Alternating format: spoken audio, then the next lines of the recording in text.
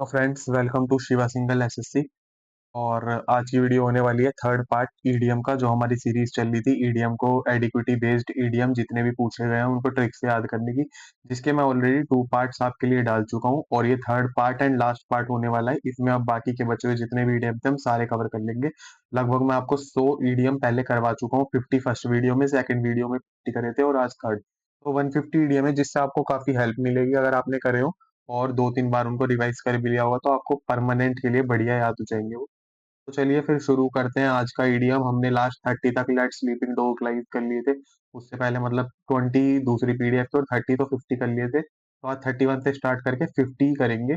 और 50 से शायद 6 या 7 और ज्यादा है, तो टोटल 56-57 ईडीएम्स होंगे इस वीडियो में। जल्दी जल्दी कवर करेंगे, कोई ज्यादा लंबी वीडियो नहीं होने वाली है। हम इसमें फालतू का कुछ भी नहीं बोलेंगे, बस पॉइंट की बात करेंगे सारी। तो चलिए स्टार्ट करते हैं फिर। तो सबसे पहला इडियम होने वाला है on tenterhooks. On tenterhooks माने क्या होता है? अब ये मैंने आपको बताया था ऑन टेंटर हुक, ये पहले भी बता दिया था कि इसको हमने कैसे याद करा था। इसका मतलब होता है किसी डिप्रेशन स्टेट में हो जाना, किसी एंजाइटी की स्टेट में हो जाना, उससे।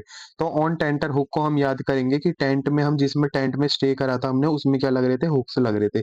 तो ऑन टेंटर हुक को कैसे याद करेंगे कि जिस टेंट में हम रुके उसमें लग रहे थे हुक्स। तो हुक्स की वजह से हमें क्या हुआ? हमें एंजाइटी हुई, उसकी वजह से हमें मतलब क्या था? दिक्कत आने लगी थी कि जिस टेंट में हम रुके हैं उस टेंट में तो हुक हुक लग रहे हैं जगह जगह, तो हम अच्छे से रह नहीं पा रहे, हमको अनकंफर्टेबल फील हो रहा है। तो इन अ स्टेट ऑफ सस्पेंस और एंजाइटी, ऑन टेंटर हुक्स ऐसे याद करा था। अब give someone the cold shoulder, 32 idiom क्या कह रहा है? Give someone the cold shoulder. इसको कैसे याद करेंगे? अब मैंने एक चीज बताई थी आपको कि कोल्ड जब भी इंग्लिश में वर्ड आएगा ना, दो वर्ड होते हैं, एक कोल्ड होता है, एक वार्म। तो कोल्ड का जब भी वर्ड आएगा वो कोई नेगेटिव सेंस ही देगा, कुछ भी नेगेटिव देगा। और जब भी आएगा कि वार्म, तो वार्म का मतलब पॉजिटिव, और जैसे वार्म वेलकम करना, वार्मली किसी को कुछ कहना, तो उसका मतलब क्या होता है? कोई पॉजिटिव चीज होती है। तो मतलब वार्मली कहना मतलब बड़े प्यार से कहना, वार्म वेलकम करना बहुत प्यार से। अब कहते हैं कोल्ड वेलकम करना मतलब कि ऐसा वेलकम करा, इग्नोर टाइप का वेलकम। तो इग्नोर से रिलेटेड होंगे जितनी भी कोल्ड की बात करेगा। तो give someone a cold shoulder, हमने कोल्ड शोल्डर दे दिया मतलब कैसा करा? किसी को देखा और कंधा इधर की तरफ को कर दिया, कोल्ड शोल्डर दे दिया मतलब क्या करा हमने? Ignore someone, to ignore someone, हमने क्या करा? उसे इग्नोर कर दिया। अब 33 इडियम कह रहा है स्मेल ए रैट, ये भी कई बार पूछ लेता है। स्मेल ए रैट माने क्या होता है? शक हो जाना में, कुछ गड़बड़ का संदेह होना। तो स्मेल ए रैट माने कुछ गड़बड़। अब ऐसे करो जैसे जब स्मेल मतलब कि कोई रैट मर जाता है, चूहा मर जाता है, तो हमें बदबू आती है ना, तो हमें शक सा होने लगता है, अरे कहीं चूहा मरा हुआ है क्या, कहीं पे चूहा मरा हुआ है, शक सा होता है। तो उस चीज से याद कर लेंगे इसको। स्मेल ए रैट करना मतलब किसी चीज का हमें गड़बड़ का संदेह हो जाना कि कुछ गड़बड़ है यहाँ पे। तो टू सस्पेक्ट समथिंग सस्पेक्ट, ऐसा कर लो जैसे सीआईडी आता था ना, दया को चूहे की स्मेल आ गई तो दया ने क्या करा? दया को अंदाजा हो गया सर कि कुछ गड़बड़ है, कुछ तो गड़बड़ है। वो जो बोलते थे ना, जो बॉस होते थे, तो गड़बड़ है अभिजीत, ऐसे करके। तो उससे कर लेंगे स्मेल ए रेड।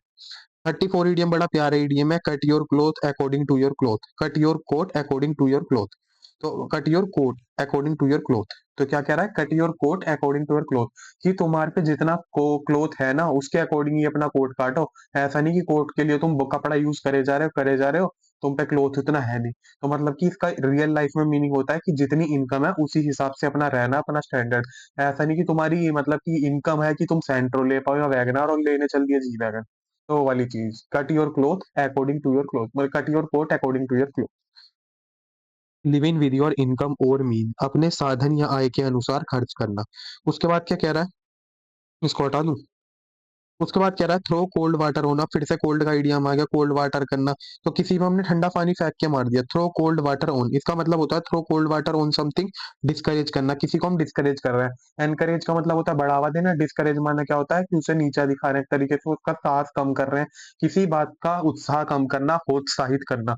तो एनकरेज माने होता है प्रोत्साहित, और इसका ही एंटोनियम होता है हतोत्साहित करना, हतोत्साहित करना। तो डिस्करेज करना, तो हमने क्या करा? कोल्ड वाटर अगर किसी पे थ्रो करा है, कोल्ड वाटर मतलब क्या करा? उसे डिस्करेज करा है। तो इजी था ये वाले सारे अभी तक जितने करें, idiot, enter hooks, cold shoulder, smelly red. I hope आपको ये याद हो गए होंगे। अगर इसके अलावा मैं कहता हूँ कि कुछ ट्रिक आपके माइंड में आ रही हो तो कमेंट में जरूर बताएं। और दूसरी बात मैं ये कहना चाह रहा था इस वीडियो में, 1 मिनट लूंगा आपका, कि अगर लाइक आपको किसी और चीज में दिक्कत आती है, जैसे एक आया था मेरे पे कमेंट ही वन वर्ड वगैरह के लिए भी डालो, तो वन वर्ड का मैं पहले बता देता हूँ। देखो वन वर्ड ना ट्रिक से याद नहीं होते। वन वर्ड का क्या होता है, स्टेटमेंट होती है और एक वन वर्ड में आंसर देना होता है, कि लाइक पूरी स्टेटमेंट है और वन वर्ड में बताना है इसका मीनिंग क्या हुआ। जैसे कि किसी कोई कोन की स्टडी कर रहा है, उसको न्यूमिस्मेटिक्स कहते हैं ऐसे करके, तो वो हमें पढ़ने पड़ेंगे। तो वन वर्ड को तरीका याद करने का सबसे बेस्ट होता है रूट वर्ड से याद करना। मतलब आपको रूट वर्ड पता होंगे ना हर चीज के, तो आपको वन वर्ड इजिली कर लोगे। कि जैसे जितने भी डर वाली चीज होती है उसके लास्ट में फोबिया आता है, तो अब जितने भी वन वर्ड ऐसे होंगे फोबिया से रिलेटेड होंगे। हाइट का डर एक्रोफोबिया, डॉग का डर साइनोफोबिया, ऐसे करके वाटर का डर हाइड्रोफोबिया। तो ये चीज वन वर्ड की ऐसी होती है, तो उसको रूट वर्ड से थोड़ा इन चीजों से याद करना होता है। बाकी अगर एक आपको डिटेल वीडियो चाहिए वन वर्ड को कैसे करें, तो मैं बता दूंगा और कोशिश करूंगा मैं वन वर्ड भी करा सकूं। और दूसरी चीज मैं आपसे ये कह रहा था कि आपको किसी और टॉपिक पे वीडियो चाहिए हो, कहीं और दिक्कत आ रही हो, तो मैं कोशिश करूंगा वीडियो डालूं। एक्चुअली क्या है ना, मेरे को अपना भी पढ़ना पड़ रहा है, क्योंकि मैंने बताया ना जैसे 2026 में यार पूरी कोशिश करनी है सिलेक्शन लेने की। तो मेरे कुछ टॉपिक ऐसे हैं, जैसे जीएस मेरे को अभी पूरी कवर करनी है, मेरे जीएस बहुत बढ़िया नहीं है। उसके अलावा मैथ की मुझे प्रैक्टिस करनी है। तो मैं ये करता हूँ कि लाइक 6 दिन तो मैं भी अपना पढ़ता हूँ, और संडे संडे कोशिश करता हूँ वीडियो रिकॉर्ड करके ज्यादा से ज्यादा जितनी हो पाए और आपको दे सकूँ। उसके अलावा मुझे मॉक की भी डालनी है, जैसे सीएचएसएल की मॉक की सीरीज चल रही थी, हमने 3 ही मॉक डाले, जबकि अब सीएचएसएल का एग्जाम लगने वाला है। तो उसको कोशिश कर रहा हूँ मैं एग्जाम से पहले अपने 10 मॉक जो हमने कहे थे हार्डशिप के वो करा सकूँ। तो वही चीज़ मैं कह रहा हूँ, जैसे जैसे आपको अगर आइडिया आता है, अगर मेरे को मतलब लगा कि मैं आपकी हेल्प कर सकता हूँ किसी तरह, आपको लगता है मैं आपकी हेल्प कर सकता हूँ, तो कमेंट में मेरे से जरूर पूछे। मैं पूरी कोशिश अपनी करूंगा कि आपको भी टाइम दे पाऊँ, क्योंकि ये चैनल बनाया वैसी तो बनाया नहीं है। वैसे पिछले साल मैंने बताया था कि बीमारी वगैरह के कारण इस पे वीडियो वगैरह नहीं आई थी। तो कोशिश करूंगा कि आपको भी टाइम दे पाऊँ, अपना भी पढ़ सकूं। तो बताना। तो चलिए फिर चलते हैं जल्दी से। 36 ईडीएम क्या कह रहा है, pull the wool over someone eye. अभी होता है समवन आई, लाइक किसी का स्वेटर था, आप इसको कैसे याद करोगे कि धोखा देना होता है इसका मतलब, कि तुम किसी की आंखों के आगे से ही मतलब क्या कर रहे हो, ओवर समवन आई, किसी को धोखा दे रहे हो उसकी आंखों के आगे से, बुल को खींच के। बुल को खींच के यहाँ पे PULL आता है, POOL गलत लिख रखी है, PULL वाली स्पेलिंग आती है खींचना। तो क्या कर रहे हो, तुम्हारा फ्रेंड है वो ऊन का स्वेटर पहन के आया, तुम उसके सामने से उसका स्वेटर खींचे जा रहे हो, उसका स्वेटर कम होए जा रहा है। कहते नहीं है ऊन को खींचते हैं तो स्वेटर कम होता जाता है, ऊन खींचती चली जाती है, एक टाइम पे पूरा मतलब उधड़ जाता है, एक तरीके से उधड़ जाता है स्वेटर। तो उसके आगे से उसे पता भी नहीं है तुम खींचे जा रहे हो, तो क्या कर रहे हो, उसे धोखा दे रहे हो एक तरीके से। तो टू डिसीव समवन, इससे याद कर लेंगे हम इसको। चलिए फिर आगे बढ़ते हैं। 37 ईडीएम, 37 ईडीएम अब क्या कह रहा है। 37 ईडीएम कह रहा है, a bitter pill to swallow. अब क्या है bitter pill to swallow, a difficult truth to accept, की ऐसी सच्चाई जिसको एक्सेप्ट करना बहुत ज्यादा मुश्किल हो गया है। तो ये क्या है, अब क्या बीटर पिल, पिल माने होता है दवाई, अब कड़वी पिल है पर हमें मतलब अच्छी तो है ना, वो सच्चाई तो है ना इस तरीके से। तो पिल है, दवाई है, वो कड़वी है पर हमें निगलनी तो पड़ेगी ना। तो एक सच है वो डिफिकल्ट सच है, जिसको मतलब ऐसा सच है जिसको हम विश्वास कर ही नहीं सकते, फिर भी हमें एक्सेप्ट करना पड़ेगा। एक कठिन सच्चाई को स्वीकार करना। तो ए बीटर पिल टू स्वेलो, कि कड़वी दवाई है पर निगलनी तो पड़ेगी, तो एक कड़वा सच है जिसको हमें निगलना पड़ेगा। तो वो चीज होती है कड़वा सच, कड़वा सच जिसे कहते हैं। उसके बाद क्या कह रहा है, ब्रेक द बैंक करना। अब बैंक को ब्रेक कर दिया तुमने, क्या कर रहे हो, मतलब इसका इजी हो गया, इजीली मतलब याद कर सकते हो कि स्पेंड कर रहे हो टू मच मनी, कि मतलब इतना ज्यादा पैसा खर्च कर रहे हो कि बैंक तक तोड़ने पड़ गए तुम्हें। तो to spend too much money, बहुत ज्यादा पैसा खर्च करना, इसको कहते हैं क्या, ब्रेक द बैंक। अब जंप थ्रू हुप्स, इसको कैसे याद करेंगे, लाइक कोई रेस होती है, तो रेस में ऐसे ऐसे बॉक्स लगा दिया आपके बीच में, ऐसे ऐसे करके बॉक्स लगा दिए, ये रे, ऐसे करके बॉक्स लगा दिए। अब इसके बीच में से आपको जंप करनी है, जंप थ्रू हुप्स, ऐसे रेस करनी है। तो इसका क्या हो गया, to go through many difficulties, कई सारी डिफिकल्टीज के बीच में से गुजरना। तो हुप्स के बीच में से आप मतलब जंप कर रहे हो, तो क्या कर रहे हो, to go through many difficulties, बहुत कठिनाइयों से गुजर रहे हो।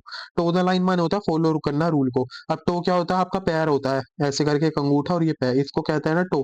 तो इसको इसको रख रहे हो किसी लाइन पे, मतलब क्या कर रहे हो, आपको कोई पैर नहीं आना चाहिए, बस ये अंगूठा अंगूठे से चले जा रहे हो आप। तो मतलब क्या कर रहे हो, रूल्स को फॉलो कर रहे हो कि इसी अंगूठे से हमें चलना है, ये रूल है कि जो लाइन पे हमें रखना है वो सिर्फ अपने पैर का अंगूठा रखना है, तो ऐसे करके चलियो। तो उसको क्या कहते हैं हम, टो द लाइन। तो उससे हो जाएगा। अब a slap on the wrist, a slap on the wrist का मतलब क्या होता है। अब एक तो स्लैप होता है लाइक आपके किसी ने गाल पे थप्पड़ मार दिया, स्लैप कर दिया, तो होता है स्लैप ऑन द रिस्ट, मतलब इसमें कह रहा है स्लैप ऑन द रिस्ट। एक तो ये होता है आपके किसी ने गाल पे थप्पड़ मार दिया, तो वो क्या हो गई, एक पनिशमेंट बहुत तगड़ी दे दी। अब तो आपने गलती करी थी, बस उन्होंने हाथ पे हल्का सा मार दिया, रिस्ट आपके हैंड को ही कहता है ना, तो हैंड को कहता है उन्होंने हाथ पे मार दिया, जो हाथ का पीछे वाला हिस्सा होता है उसको रिस्ट कहता है। तो उस पर मार दिया, इसने क्या करा, तुम्हें मतलब गाल पे ना मार के रिस्ट पे मारा, एक माइल्ड वार्निंग दे दिया और पनिशमेंट दे दिया, हल्की सी सजा दे के चेतावनी कर दिया है। तो ये करना, चेतावनी करना, स्लैप ऑन द रिस्ट। अगले पे चलते हैं, आप क्या कह रहा है। तो नेक्स्ट ईडीएम हमारा क्या कह रहा है, to be off base, to be off base हो जाना। अब क्या कह रहा है, इसका मतलब क्या होता है, टू बी रॉन्ग और मिस्टेकन, मतलब कि तुम बेस से, जो तुम्हारा बेस था उससे ऑफ हो गए। टू बी ऑफ बेस हो जाना मतलब क्या होता है, एक बेस था उससे तुम अलग हो गए, ऑफ हो गए, ऑफ द बेस हो गए, ऑफ द बेस हो गए, कि बेस पे चलना था, क्योंकि बेस था मतलब कि एक तरीके से फुटपाथ मान लो, फुटपाथ एक बेस है आपका, उस पर आपको चलना था पर आप उससे ऑफ हो गए, तो क्या हो गए तुम, टू बी रॉन्ग और मिस्टेकन, गलत हो गए, भूल कर दी तुमने, कि चलना फुटपाथ पे था, रोड पे चलने लगे, तो बेस हमने फुटपाथ को माना, यहाँ पे वहां पे चलना था। अब कह रहा है गेट योर वॉकिंग पेपर्स, कि अपने वॉकिंग पेपर पकड़ लेना। इजी है, इसको मैंने कैसे याद करा था, हमें वॉकिंग पेपर मिल गए, कि मतलब अपने रास्ते चलते बनो। हमें वॉकिंग पेपर मिल चुका है, मतलब हमें जॉब से निकाल दिया गया है, इसलिए हमें वॉकिंग पेपर मिल गए हैं। तो गेट योर वॉकिंग पेपर, अपने वॉकिंग पेपर पा लेना, मतलब टू फायर और डिसमिस फ्रॉम ए जॉब। हमें मतलब मैं वॉक जा भाई, वॉक कर निकल यहाँ से, गेट योर वॉकिंग पेपर, अपने वॉकिंग पेपर मिल गए हमें, मतलब जॉब से निकाल दिया गया है, ऐसे। तो go against the grain, go against grain माने होता है अपोज करना, द नो, आम धारणा या परंपरा के विरुद्ध जाना। अब हम अगेंस्ट जा रहे हैं ग्रेन के, ग्रेन हम यहाँ पे अनाज को ही ले लेते हैं, कि अनाज जो होता है हम उसके खिलाफ जा रहे हैं, कहते नहीं अपने अनाज के खिलाफ क्यों जा रहा है, रोटी का सम्मान कर। तो हम क्या कर रहे हैं, कि जो हमारे विरुद्ध जा रहे हैं परंपराओं के, परंपरा के विरुद्ध जा रहे हैं, किसी चीज का अपोज कर रहे हैं, हम ग्रेन का अपोज कर रहे हैं, अनाज का अपोज कर रहे हैं। तो ऐसे याद करा था कि ग्रेन का अपोज करना मतलब हम परंपरा के विरुद्ध जा रहे हैं। तो हो गए होंगे, आई होप आपको याद हो गए होंगे इजिली। चलिए फिर नेक्स्ट पे चलते हैं। क्या कह रहा है, think outside of the box. अब ये क्या होता है, आउटसाइड बॉक्स सोचने का मतलब, टू कंसीडर करना अनकन्वेंशनल और क्रिएटिव सॉल्यूशन, कि तुम आउटसाइड आउट द बॉक्स कर लो, आउटसाइड की जगह आउट द बॉक्स, कि तुम थिंक कर रहे हो आउट द बॉक्स, मतलब क्या कर रहे हो, क्रिएटिव सॉल्यूशन ला रहे हो किसी चीज के, मतलब जो लोग सब सोच रहे हो उसके अलावा तुम एक्स्ट्रा सोच रहे हो, आउट ऑफ द बॉक्स सोच रहे हो। कहते नहीं है कि कुछ चीज आउट ऑफ द बॉक्स मतलब किसी चीज से बाहर सोच लेना। तो क्या कर रहे हो, consider unconventional and creative solution, परंपरागत तरीकों से हटकर, मतलब परंपरा जो है उन तरीकों से हटकर सोच रहे हो, कोई नए ढंग से सोच रहे हो। तो थिंक करना आउट ऑफ बॉक्स मतलब कुछ डिफरेंट थिंक करना, ऐसे याद कर सकते हो इजिली इसको। उसके बाद ये वाला हो गया, उसके बाद हमने करा था कट द गार्डियन नोट। अब ये हमने क्या करा था, कि हमने सोल्व कर ली थी प्रॉब्लम, ऐसे कैसे करा था इसको याद, कि हमारा कोई गार्डियन है, उन्होंने हमें नोट दे दिया। अब नोट वो कब देते हैं हमें, किसी चीज की चेतावनी देने के लिए, किसी चीज को मतलब डराने धमकाने के लिए उन्होंने नोट दिया था। पर हमने क्या करा, नोट पढ़ने से पहले ही फाड़ दिया, मतलब हमने क्या करा, प्रॉब्लम को सोल्व कर लिया पहले ही। तो गार्डियन ने जो हमें हमारे गार्डियन ने नोट्स दिए थे उसको हमने कट कर लिया, मतलब उसको फाड़ दिया। तो ऐसे याद कर लेंगे इसको। उसके बाद क्या कह रहा है, कास्ट पल बिफोर स्वइन।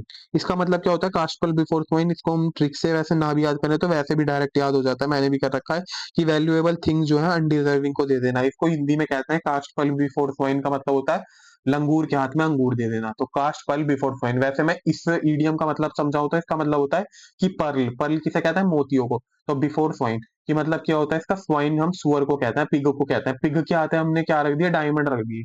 पिग क्या आ गया, अब वो उनकी वैल्यू थोड़ी करेगा, वो तो कीचड़ में रहता है, कीचड़ वाली जगहों पे रहता है, गंदी जगहों पे, तो उसके आगे हीरे रख दो, उनकी वैल्यू थोड़ी करेगा। तो वो होता है लंगूर के हाथ में अंगूर दे देना, कि आगे give valuable things to undeserving, कि जो डिजर्व नहीं करता उसको वैल्यूएबल थिंग दे देना, उस चीज को कहते हैं। अब क्या कह रहा है, इन द लाइमलाइट, 48 में कह रहा है इन द लाइमलाइट मतलब द सेंटर ऑफ अट्रैक्शन, सबके ध्यान का केंद्र होना और चर्चाओं में रहना। तो इन लाइमलाइट माने होता है सेंटर ऑफ अट्रैक्शन में रहना। इजी है ये भी याद करना, कि लाइमलाइट में, हम लाइट में है, लाइट में है बहुत ज्यादा, मतलब क्या है, हमें सब नोटिस करेंगे अगर हम लाइट में, लाइक और लोग अंधेरे में थे, हम सिर्फ लाइट में थे, तो हम सेंटर ऑफ अट्रैक्शन में थे, सब जो है हमें नोटिस कर रहे थे। तो उससे याद कर लेंगे द सेंटर ऑफ अट्रैक्शन।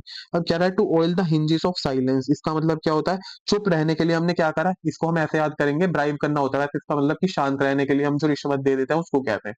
तो the oil, to oil the hinges of silence, इसको हम कैसे याद करेंगे, कि चुप रहने के लिए हमने उसकी चापलूसी कर दी, उसके तेल लगा दिया, मालिश कर दी, कि भाई चुप रहियो, ले मालिश कर दी, उसके चुप रहने के लिए ऑयलिंग कर दी, उसकी हमने मालिश कर दी, उसके हमने सर दबा दिया, पैर दबा दिए, कि भाई चुप रहियो बस। तो हमने इसका मतलब क्या होता है, ब्राइब कर दी, उसको रिश्वत दे दी।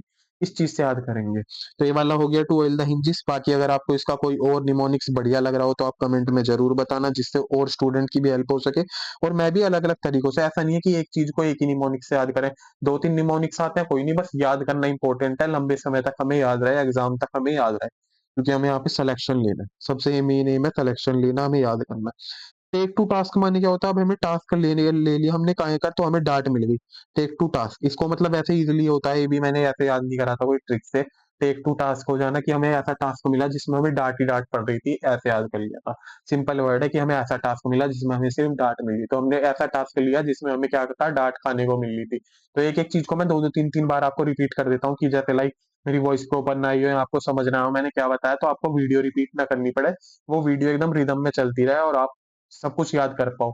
तो इसलिए टेक टू टास्क मतलब हमने ऐसा टास्क लिया जिसमें हमें डांट पड़ रही थी बार बार। तो जैसे हमने पहले क्या क्या याद कर लिए थे, थिंक आउटसाइड द बॉक्स, कि हम आउट बॉक्स सोच रहे हैं, मतलब बिल्कुल अलग सोच रहे हैं। तो कहीं भी आपको लगेगा कि क्रिएटिव कर रहे हैं, कुछ चीज हम डिफरेंट कर रहे हैं, तो उस पे ऑप्शन कर दोगे आप। गार्डियन का नोट कट करा था हमने, प्रॉब्लम सोल्व कर दी थी। कास्ट पल बिफोर सोइन क्या था, लंगूर के हाथ मंगूर दे देना, मतलब कोई इतनी बढ़िया चीज दे देना अनडिजर्विंग पीपल को, ऐसे। तो हो गए होंगे आई होप याद। बाइट द बुलेट माने क्या होता है, बुलेट होती है, पीतल की गोली होती है ना, उसको भी हम बाइट कर गए, मतलब बहुत ज्यादा पेन वाली चीज थी ना, पर हम उसे बाइट कर गए, उसे भी हमने खा लिया, मतलब उसको भी सह लिया। तो एंड्योर करना, सहना समथिंग पेनफुल, कोई पेनफुल चीज है उसको हम एंड्योर कर रहे हैं, उसको हम सह रहे हैं, तो उस चीज को कहते हैं bite the bullet. I hope clear हो गया होगा, इसको ज्यादा समझाने की जरूरत नहीं है, इजी था ये। अब क्या कह रहा है, not one's cup of tea. तो एक ईडियम होता है कप ऑफ टी हो जाना, लाइक, एक मिनट। हाँ, तो मैं कह रहा था क्या होता है not one's cup of tea का मतलब, एक ईडियम होता है कप ऑफ टी होना। कप ऑफ टी माने होता है किसी चीज को मतलब पसंद करना। कहते हैं ना, it is my cup of T, like किसी का प्राइवेट में इंटरेस्ट है तो वो कहेगा private job is my cup of T, कि ये मेरी कप ऑफ टी है, मतलब ये मेरी चीज है। तो not one's cup of tea माने होना उसके लिए वो चीज फेवरेबल ना होना, मतलब कि समथिंग डिसलाइक है उसके लिए, वो चीज डिसलाइक है। तो नॉट कप ऑफ टी माने होता है समथिंग डिसलाइक। एक मिनट, ये अच्छे से नहीं हुआ, ये पेन टैप ऊपर काम नहीं कर रहा, तो समथिंग डिसलाइक होना। तो ये जो होता है not one cup of tea. तो कहते हैं ना, ईडियम बहुत यूज होता है, इसके लिए कोई ट्रिक की जरूरत नहीं है। This is not a my cup of T, ये मेरी कप ऑफ टी नहीं है, मतलब ये चीज मेरे लिए फेवरेबल नहीं है, इस चीज को मैं पसंद नहीं करता।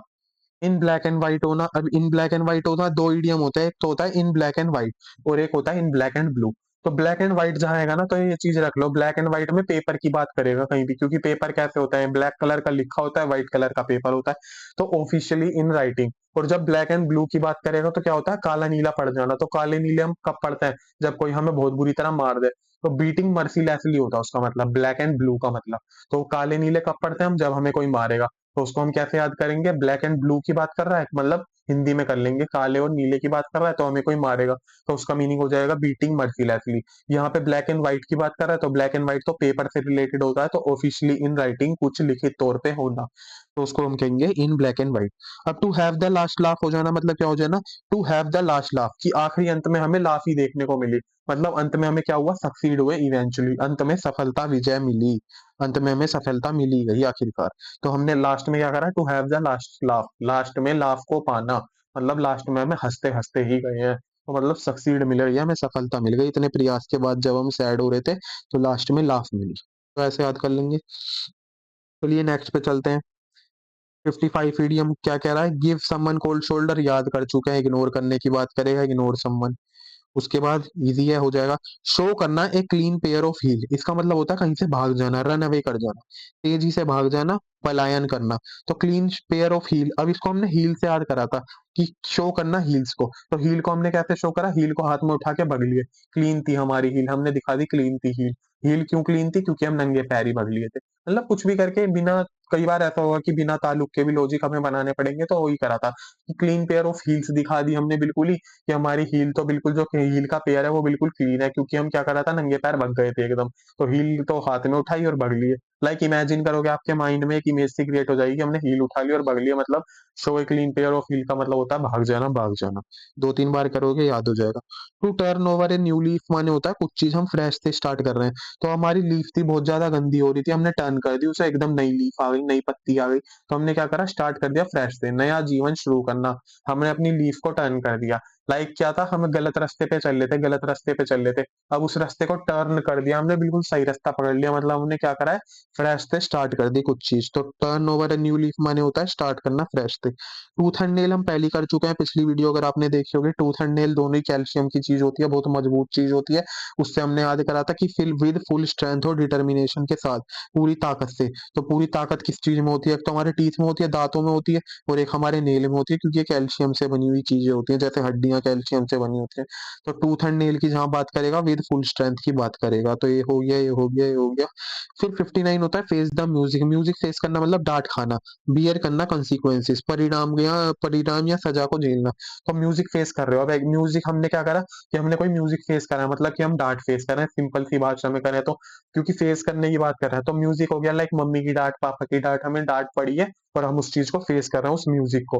तो ये संगीत होता है, पर संगीत अब आप समझ जाओ कैसा संगीत, जब मम्मी पापा संगीत देते हैं तो कैसे वाला संगीत देते हैं फिर। तो वही चीज हो गई फेस द म्यूजिक। उसके बाद हम अगला ईडीएम याद करेंगे, ए पिक्चर इज वर्थ 1,000 वर्ड। अब इतना इजी है, अगर आप खुद से माइंड में लाइक आंख बंद करके इमेजिन करो कि ईडीएम क्या कहना चाह रहा है, कि एक जो पिक्चर है वर्थ 1,000 वर्ड, मतलब कि जो पिक्चर है ना उससे ही और भी चीजों का हमें पता लग रहा है, इतनी ज्यादा वैल्यूएबल पिक्चर है। ये तो इसका मीनिंग क्या है, picture express more effectively than verbal description, कि एक चित्र में 1,000 शब्दों के बराबर होता है, एक चित्र 1,000 शब्दों के बराबर होता है।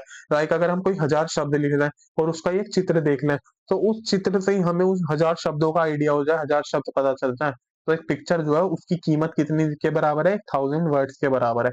तो वो चीज होती है इसका मतलब, कि picture express more effectively than verbal description.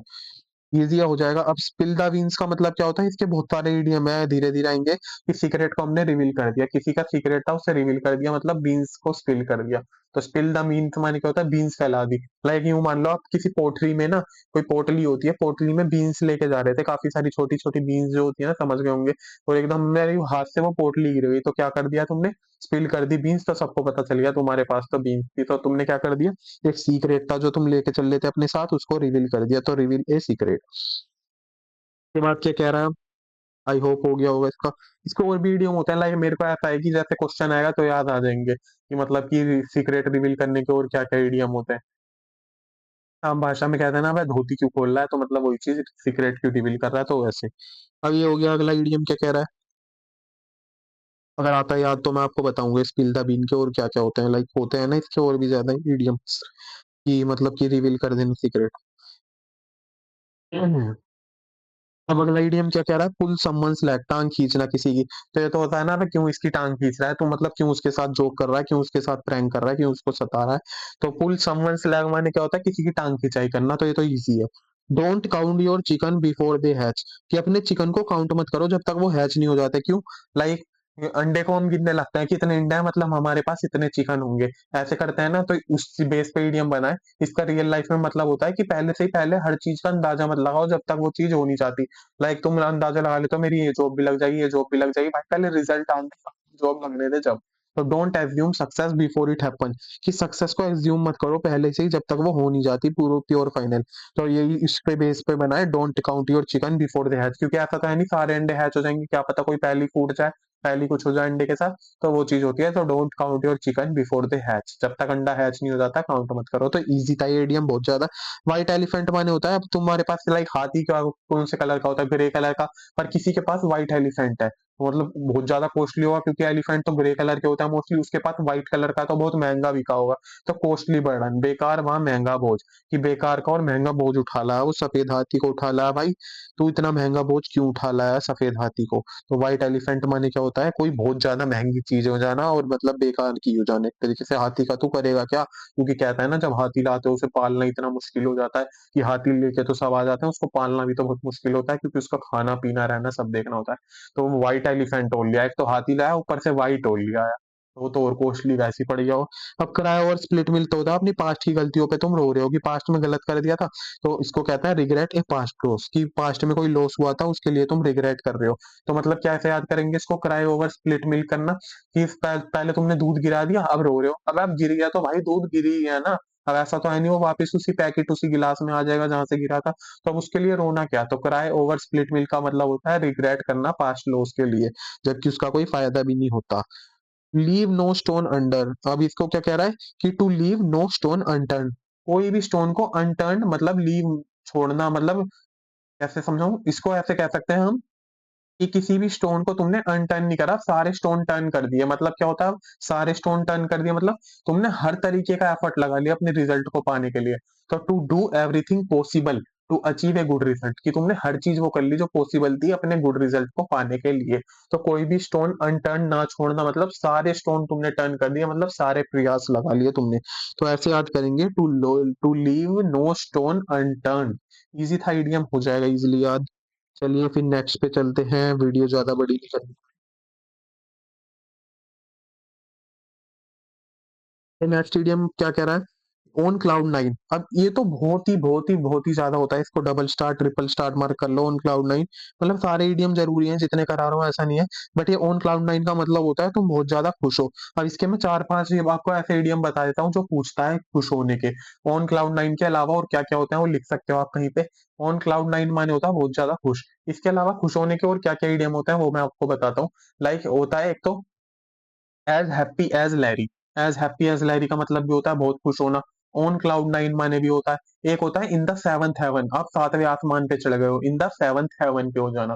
तो उसका मतलब ये एक्सट्रीमली हैप्पी होता है। उसके अलावा क्या होता है as happy as clam. As happy as clam मतलब भी बहुत खुश हो जाना। Paint the town red. Red town को अपने मतलब पूरे टाउन को ही रेड पेंट कर दिया, मतलब आज आप इतना खुश थे कि लो पूरे टाउन को ही आपने रेड कर दिया। तो ये वाला होता है paint the town red. On cloud nine हो जाना, एज हैप्पी एज लैरी हो जाना, एज हैप्पी एज क्लैन हो जाना, इन द सेवंथ हेवन हो जाना। और क्या होता है at the top of the world होता है। At the top of the world माने भी होता है कि आप वर्ल्ड से ही बाहर चले हुए मतलब बहुत ज्यादा आज खुश हो।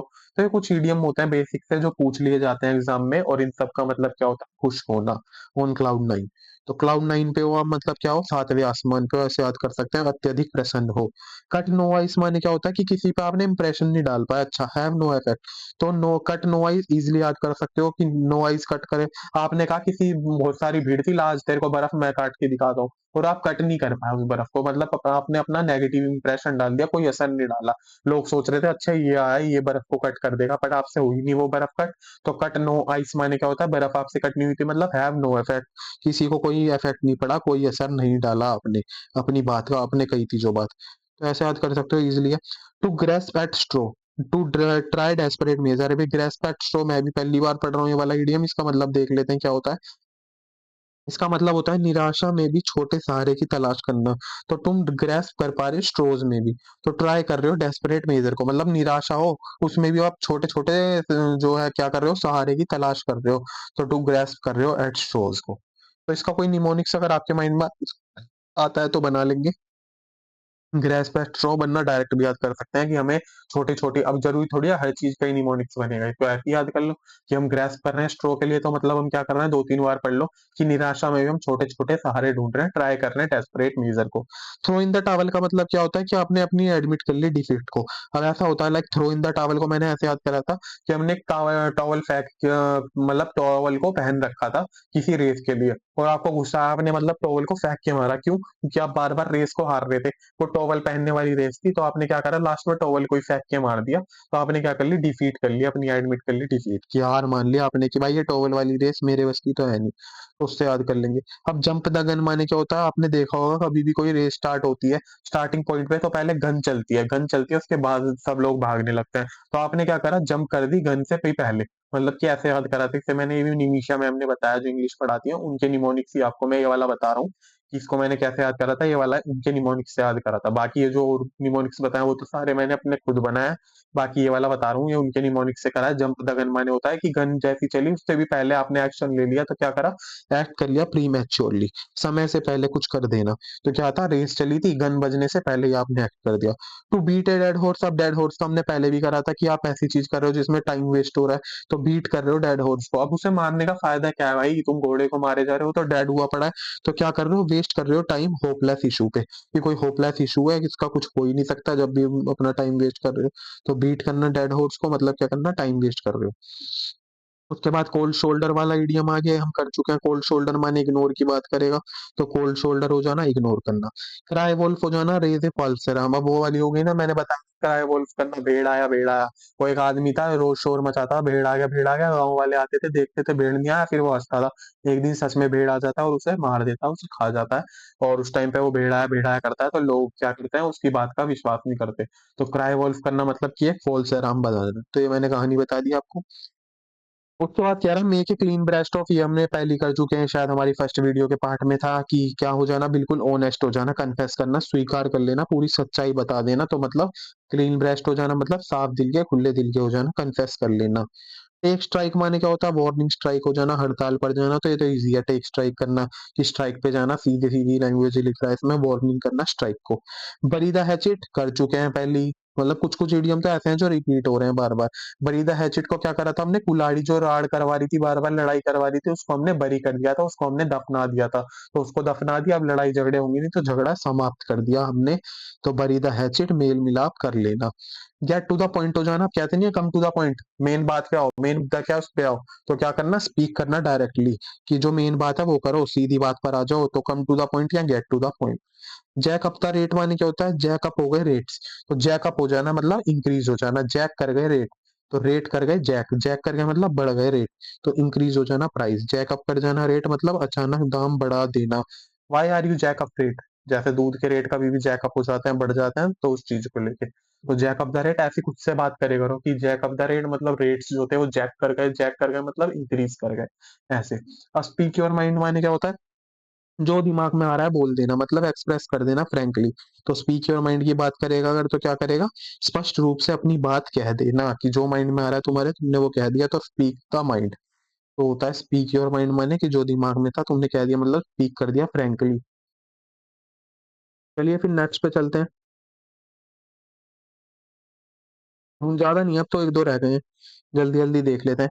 क्लचिंग ऐड करना, क्लचिंग ऐड करना, होपिंग करना विदाउट रीजन, निराशा में सहारे ढूंढ रहे हो। तो क्लच कर रहे हो तो क्या कर रहे हो तुम, क्लचिंग कर रहे हो, तो मतलब होप कर रहे हो विदाउट रीजन, बिना किसी रीजन के भी क्लचिंग कर रहे हो। तो इसका भी कोई इडियम नहीं बन पा रहा फिलहाल के लिए। तो क्लचिंग ऐड करने का मतलब होता है कि बिना किसी रीजन के। तो दो के इडियम नहीं बन पाए थे, एक जो हमने पहले पढ़ा था उसका, और एक क्लचिंग ऐड का। तो होपिंग विदाउट रीजन, कि बिना किसी रीजन के आशा करना हो। तो जैसे हमने पहले कर पढ़ा था, मैं भी थोड़ा थोड़ा वो वाला इडियम भूल गया हूँ कि हमने क्या पढ़ा था। तो एक दो बार और देख लेंगे तो वो पक्का हो जाएगा मैं याद। तो ऐसे होता है उस चीज को याद करने का। तो क्लचिंग एट मतलब क्या हो रहा है, आप क्लच कर रहे हो, जैसे वो वाला स्ट्रो के रिलेटेड था ना। तो कोई स्ट्रो करना मतलब क्या होते थे, हम सहारा ढूंढ रहे थे, याद आ गया मुझे कि स्ट्रोज का इडियम था कुछ। तो हमने क्या, स्ट्राइक एट द स्ट्रो, पता नहीं ऐसी कुछ था, कि हम उसमें सहारा ढूंढ रहे थे, मतलब निराशा ना होने के बावजूद भी हम सहारे की तलाश कर रहे थे। तो क्लचिंग एट हो जाने का मतलब क्या होता है, होप कर रहे हैं हम विदाउट रीजन, बिना किसी मतलब रीजन के भी होप कर रहे हैं, निराशा में सहारे ढूंढना। तो उसका भी ऐसा ही मीनिंग हो गया। ऐसे ही उसका था, कुछ ऐसे ही रिलेटेड था, एक बार देख लेते हैं बाकी, वरना डाउट ही रहेगा क्या था वो। टू ग्रेस्प एट स्ट्रो करना, कि क्या करना है, निराशा में भी छोटे सहारे की तलाश। और ये भी ऐसा सही है। तो टू ग्रेस्प एट स्ट्रो करना मतलब निराशा में भी छोटे सहारे की तलाश करना। और क्लचिंग एट माने भी होता है निराशा में सहारे ढूंढना। ये सारे इडियम ऐसे हैं क्या इसके, जिसके निमोनिक्स नहीं बन पा रहे। तो चलिए फिर दूसरा देखते हैं अब क्या कह रहा है, थोड़े से रह गए हैं लास्ट के, यही वाले रह गए हैं, उसके बाद ये वन वर्ड का आ जाएगा, दिखा देता हूँ आपको।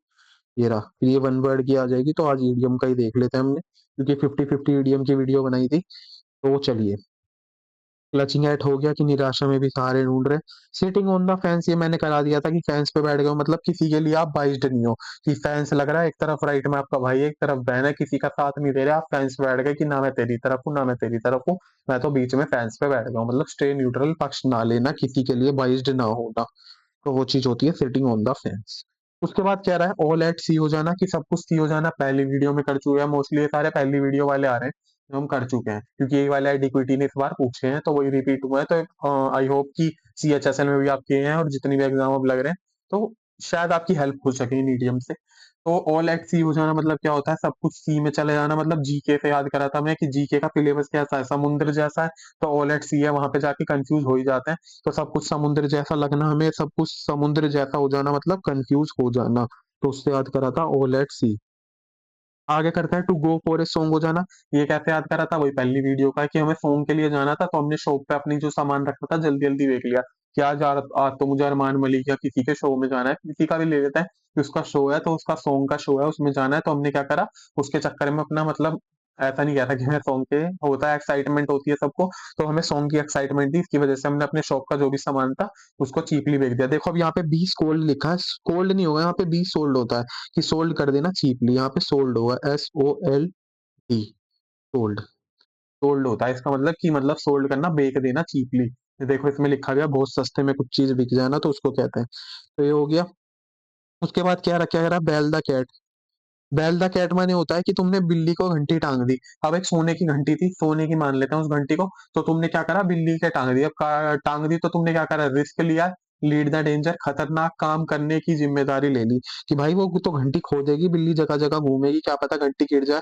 तुमने सोने की घंटी टांग दी उसके गले में, वो जगह-जगग घूमेगी, क्या पता कहीं उस घंटी को गिरा दे। तो to to bell the cat करना का मतलब होता है कि कुछ चीज़ तुमने रिस्क लेके करी है।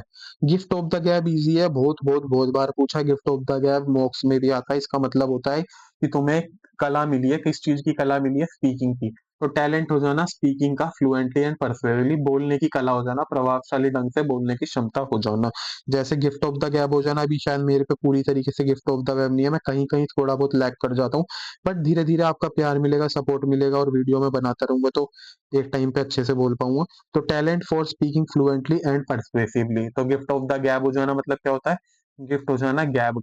तो इसको ऐसे याद कर लेंगे कि गिफ्ट मिला है गैब का, तो गैब को स्पीकिंग से याद कर लेंगे कि स्पीकिंग के लिए हमें गिफ्ट मिला है, मतलब कि हम पे क्या है? टैलेंट है स्पीक करने के लिए, बोलने के लिए। फिर समवन्स थंडर माने होता है take credit for their work, किसी के काम का श्रेय ले लेना, कहते नहीं है? तो स्टिल कर लिया समवन्स थंडर। थंडर माने ऐसा काम जिसने मतलब बिजली गड़वा दी हो, बिल्कुल ऐसे याद कर लो कि मतलब ऐसा काम करा था किसी ने, बिजली कड़का दी थी और तुमने उसके काम को चुरा लिया, मतलब कि तुमने उसका क्रेडिट खुद को ले लिया। मतलब काम उनने बढ़िया करा था और उसका क्रेडिट तुमने ले लिया। तो ये हो जाती है आज की वीडियो खत्म।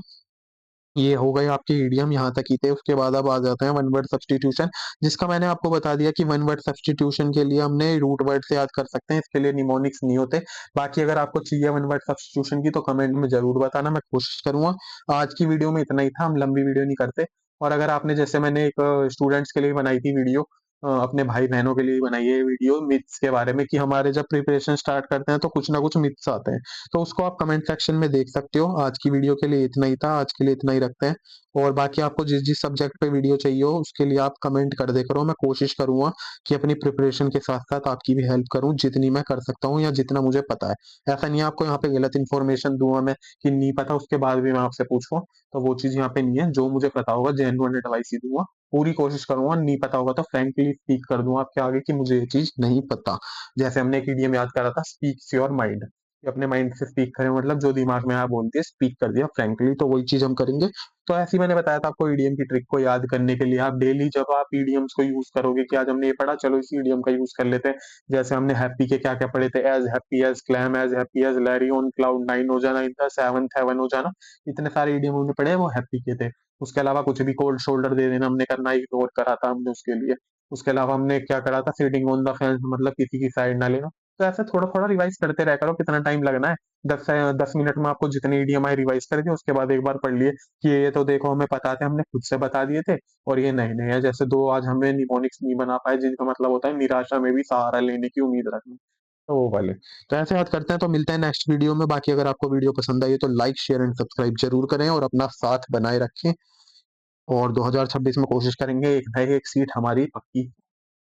थैंक यू गाइस, मिलते हैं नेक्स्ट वीडियो।